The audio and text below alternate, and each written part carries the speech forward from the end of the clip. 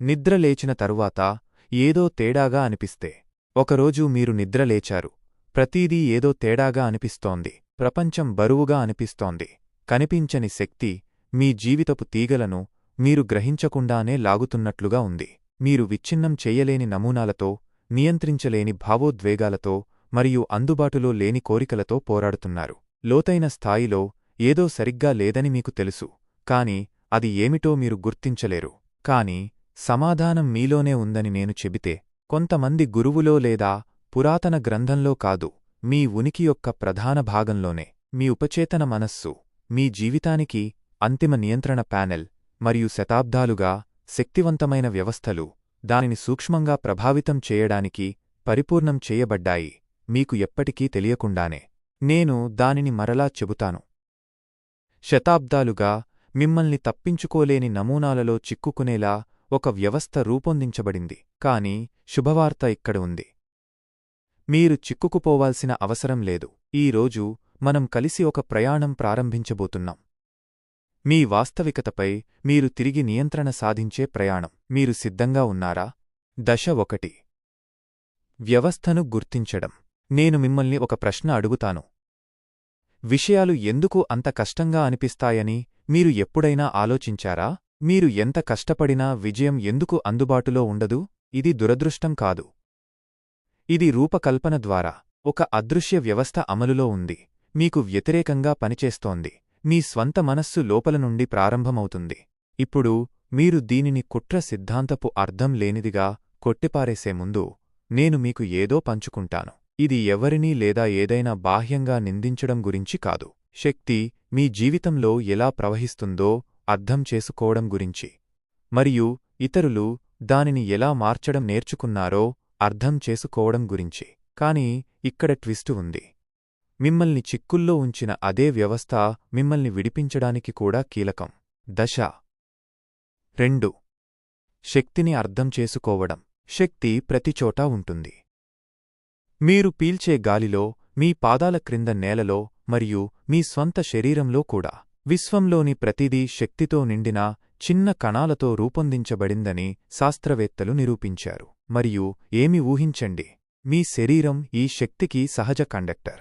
దీనిని విద్యుత్ వైర్ల ద్వారా ప్రవహించే విధంగా ఆలోచించండి. విద్యుత్ ఇళ్ళు మరియు యంత్రాలకు శక్తినిచ్చే విధంగా శక్తి మీ శరీరంలోని నిర్దిష్ట మార్గాల ద్వారా ప్రవహిస్తుంది. ఈ ప్రవాహాన్ని అనుభవించడం మరియు నిర్దేశించడం నేర్చుకోవడం ద్వారా మీరు మీ బలాన్ని పెంచవచ్చు, వైద్యం వేగవంతం చేయవచ్చు, మరియు మీ చుట్టూ ఉన్న శక్తిని కూడా ప్రభావితం చేయవచ్చు. ఇప్పటికీ చాలా నైరూప్యంగా అనిపిస్తుందా? నేను మీకు ఒక కథ చెబుతాను. సారా కథ. సారా ఒక సాధారణ వ్యక్తి. ఆమె ఏదో అసాధారణమైనదాన్ని కనుగొనే వరకు సాధారణ జీవితాన్ని గడుపుతోంది. ప్రాథమిక శ్వాస వ్యాయామాలు చేస్తున్నప్పుడు ఆమె ఒక వింత అనుభూతిని గమనించింది. ఆమె చేతులు మరియు కాళ్లలో జలధరింపు అనుభూతి. మొదట్లో ఆమె ఇది కేవలం రక్తప్రవాహం పెరగడం అని అనుకుంది. కాని ఆమె సాధన చేస్తూనే ఉండగా ఆమె ఈ శక్తిని తన శరీరంలోని వివిధ భాగాలకు నిర్దేశించగలదని గ్రహించింది. ఆమెకు ప్రత్యేక బహుమతులు లేదా సంవత్సరాల శిక్షణ అవసరం లేదు. కేవలం నిరంతర సాధన మాత్రమే. కాలక్రమేణా సారా ఈ కొత్త సామర్థ్యాన్ని తన శారీరక ఆరోగ్యం, మానసిక స్పష్టతను మెరుగుపరచడానికి మరియు ఆమె పరిసరాలను కూడా ప్రభావితం చేయడానికి ఉపయోగించగలదని కనుగొంది. ఈ సామర్థ్యాలు ప్రత్యేక వ్యక్తుల కోసం ప్రత్యేకించబడవని ఆమె కథ రుజువు చేస్తుంది. నేర్చుకోవడానికి సిద్ధంగా ఉన్న ప్రతి ఒక్కరికీ అవి అందుబాటులో ఉన్నాయి. దశ 3. మీ స్వంత శక్తిని అనుభవించడం. మీరు దానిని మీకోసం అనుభవించడానికి సిద్ధంగా ఉన్నారా? ప్రారంభించడానికి ఇక్కడ ఒక సాధారణ వ్యాయామం ఉంది. మొదట మీ చేతులను 30 సెకన్ల పాటు తీవ్రంగా రుద్దండి. మీ అరచేతుల మధ్య వేడి పెరుగుతున్నట్లు భాఫీలవ్వండి.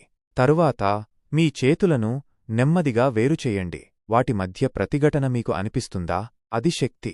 ఇప్పుడు ప్రయోగం చేయండి. ఆ అనుభూతిని కొనసాగిస్తూ దూరాన్ని పెంచడం మరియు తగ్గించడం ప్రయత్నించండి. మీరు దానిని బలమైనదిగా చేయగలరా? బలహీనంగా? ఇది చిన్నదిగా అనిపించవచ్చు, కానీ ఇది మీ శక్తిని నైపుణ్యం వైపు మొదటి అడుగు. దీనిని సైకిల్ తొక్కడం నేర్చుకోవడంలాగా ఆలోచించండి. మొదట మీరు తడబడతారు మరియు పడిపోతారు, కానీ సాధనతో అది సహజంగా మారుతుంది. దశ 4. శక్తిని ఉపయోగించడం. మీరు మీ చేతుల్లో శక్తిని అనుభవించడం నేర్చుకున్న తరువాత దానిని మీ చేతుల ద్వారా ఆపై మీ మొత్తం శరీరం ద్వారా నిర్దేశించడానికి తరలించండి. నిరంతర సాధనతో మీరు మార్పులను గమనిస్తారు. పదునైన ఇంద్రియాలు, మీ పరిసరాలకు పెరిగిన కనెక్షన్, వేగంగా వైద్యం, మెరుగైన మానసిక స్పష్టత, మరియు ఇక్కడ ఉత్తమ భాగముంది.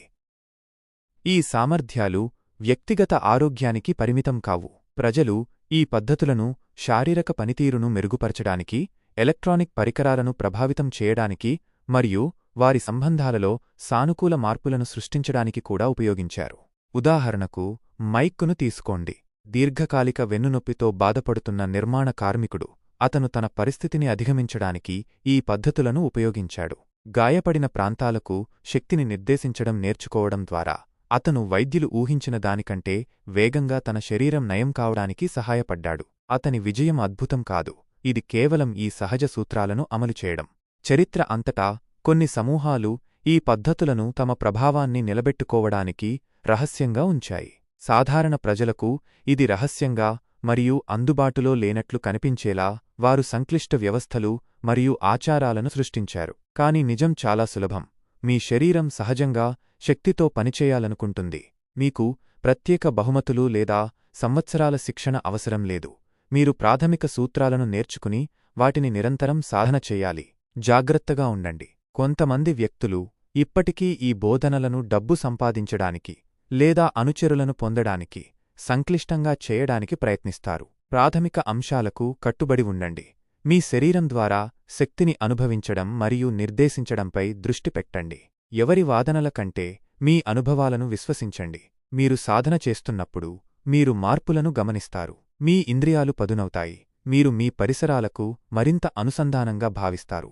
మరియు మీరు వాటిని తాకకుండానే ఎలక్ట్రానిక్ పరికరాలను ప్రభావితం చేయడం కూడా ప్రారంభించవచ్చు. ఇవి అతీంద్రియ శక్తులు కావు. ఇవి మనందరికీ ఉన్న సహజ సామర్థ్యాలు, కాని చాలా అరుదుగా అభివృద్ధి చెందుతాయి. మనం కేవలం ఉపరితలంపైనే ఉన్నాం. ఎక్కువ మంది ఈ పద్ధతులను నేర్చుకుంటున్నందున మేము ప్రతిరోజూ కొత్త అనువర్తనాలను కనుగొంటున్నాము. సాధారణ వ్యక్తులు మనం సాధ్యమని అనుకున్నదాని సరిహద్దులను నెట్టేస్తున్నారు. ఇవన్నీ శక్తి నియంత్రణ యొక్క ఈ ప్రాథమిక సూత్రాలను ఉపయోగించి. కాబట్టి ఈ రోజు సాధన చేయడం ప్రారంభించండి.